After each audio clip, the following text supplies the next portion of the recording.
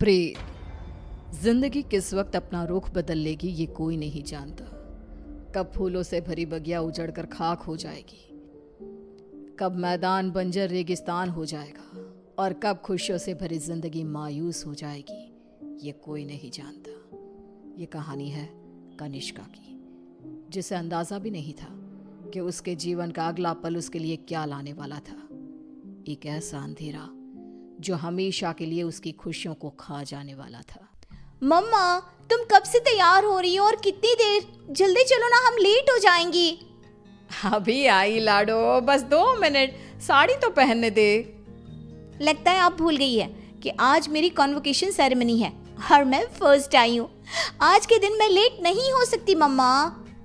इसीलिए तो समय लग रहा है लाडो। जिसकी बेटी फर्स्ट आई है उसे तैयार भी तो फर्स्ट क्लास होना पड़ेगा ना। कनिष्का बचपन से ही पढ़ाई में बहुत तेज थी। हमेशा फर्स्ट आना, एक्स्ट्रा करिकुलर एक्टिविटीज में पार्टिसिपेट करना और अपने घर वालों का नाम रोशन करना, ये सब उसके लिए आम था। हड़बड़ाते हुए अपनी मम्मी और पापा के साथ कनिष्का अपने कॉन्वोकेशन में चली जाती है। I must say, Mr. and Mrs. Verma, you are very lucky जो आपके घर इतनी होनहार बच्ची पैदा हुई, वरना इस उम्र में तो अक्सर लड़के और लड़कियां भटक जाते हैं। पर कनिष्का दिन रात अपनी पढ़ाई में लगी रही और आज उसने हमारे कॉलेज का नाम पूरे स्टेट में रोशन किया है। स्टेज पर जाकर कनिष्का अपनी डिग्री लेती है। उसके लिए आज का दिन बेहद खुशी का था और वो इस पल को हमेशा के लिए कैद कर लेना चाहती थी। चारों तरफ खुशी का माहौल था। तभी कनिष्का की फ्रेंड्स उसके पास आती हैं। कनिष्का, इस बार तो हमें पार्टी चाहिए। हर बार तो बचकर निकल जाती है। अरे कौन सी मेरी जॉब लग गई है, इतनी भी बड़ी बात नहीं हुई है। अब बस लंदन यूनिवर्सिटी में मेरा एडमिशन हो जाए तब पार्टी पक्की। तुम लोग कनिष्का की बातें तो रहने ही दो, मैं दूंगी पार्टी। आफ्टर ऑल कॉलेज की डिग्री मिल गई है मेरी बच्ची को। She is a graduate now. तो आज रात को मेरे घर पर पार्टी रहेगी, तुम सभी को आना है। रात को सभी पार्टी में आते हैं। सभी बच्चे नाच कूद रहे होते हैं। तभी कनिष्का खिड़की पर जाकर बाहर देखती है, जहां सामने के घर की छत पर बैठी एक औरत उसे लगातार घूरे जा रही थी। ये मिस्टर शाह के घर में ये औरत कौन है? वो तो अकेले रहते हैं। तभी वहां कनिष्का की फ्रेंड आ जाती है। तू यहाँ रात को बाहर तारे देख रही है क्या? चल ना, सब कितना एंजॉय कर रहे हैं। कनिष्का नेहा के साथ चली तो जाती है, पर उसे बहुत अजीब महसूस होने लगता है, मानो कोई सदियों पुराना दुख उसकी आत्मा को याद आ गया हो। ये अचानक मुझे रोने का मन क्यों कर रहा है? और ये स्मेल कहाँ से आ रही है? मम्मी, मम्मी लगता है कोई पार्टी में नॉनवेज ले आया है। Are you gone mad, Kanishka? We all know कि तुम्हारी फैमिली वेजिटेरियन है। तो ये सड़ी हुई मछलियों का गंध कहाँ से आ रहा है? क्या मजाक है ये कहकर कनिष्का जोर जोर से चीखने लग जाती है। कनिष्का की आवाज सुनकर गौतम वहां आता है। ड्रामा मत करो कनिष्का, बस इसी कारण से ही मैं पार्टी वार्टी पसंद नहीं करता। चलो जाओ जाओ अपने कमरे में। सभी अपने अपने घर चले जाते हैं और इसके बाद कनिष्का का बिहेवियर और भी खराब होता जाता है। रात को 3 बजे अचानक उठकर कनिष्का दीवारों से बातें करने लगती है। उसकी आवाज सुनकर रीना भागते हुए आती है।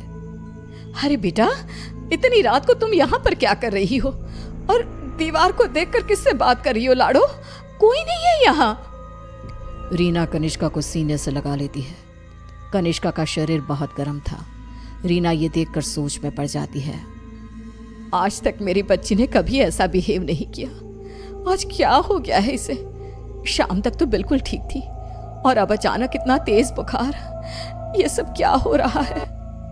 रीना भागकर थर्मोमीटर लाती है और कनिष्का का टेम्परेचर चेक करती है, पर उसका टेम्परेचर बिल्कुल नॉर्मल था। ऐसा कैसे हो सकता है?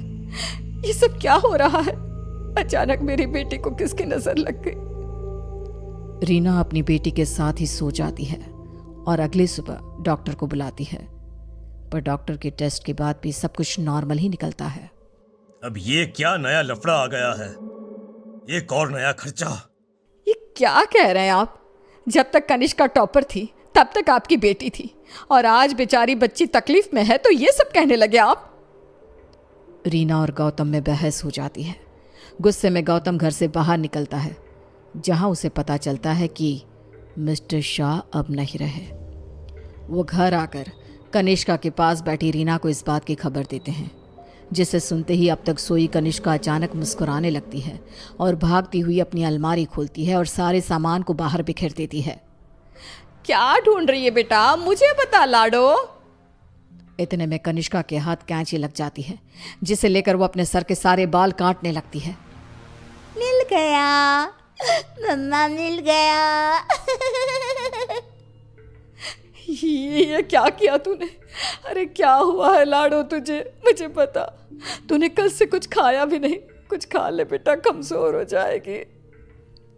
पेट भर गया है, कितनी उल्टियां भी की मैंने, पूरे के पूरे शाह को खाकर बैठा हूं मैं। खाकर बैठा हूं? ये सब क्या कह रही है तू? बाथरूम में जाकर देख ले। रीना बाथरूम में जाती है, जहां बेसिन में नीले रंग की उल्टी थी, जिसमें मांस के टुकड़े थे, जिसे देखकर रीना को भी उल्टी आने लगती है। वो भागकर वापस कनिष्का के कमरे में आती है।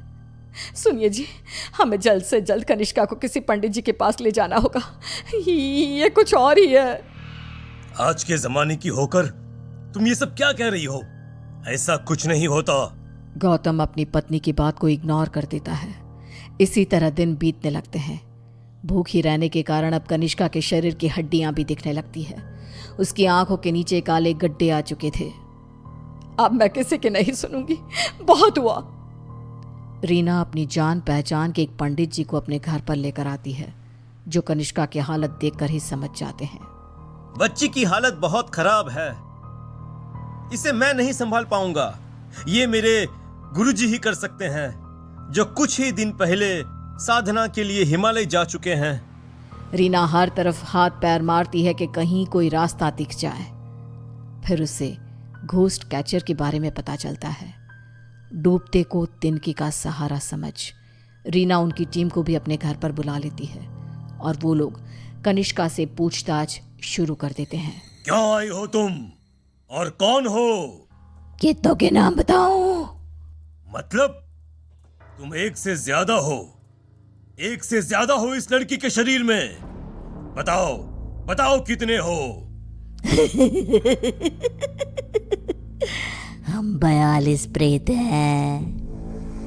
कनिष्का की बात सुन वहां मौजूद सब लोग हैरान रह जाते हैं। उसके शरीर में बसे इन प्रेतों को निकालना अब किसी के बस में नहीं रह गया था। उसी शाम कनिष्का की मृत्यु हो जाती है, जिसका सदमा रीना बर्दाश्त नहीं कर पाती और सब कुछ छोड़ अपनी बेटी के साथ हुए इस हादसे के पीछे की वजह का पता लगाने निकल पड़ती है।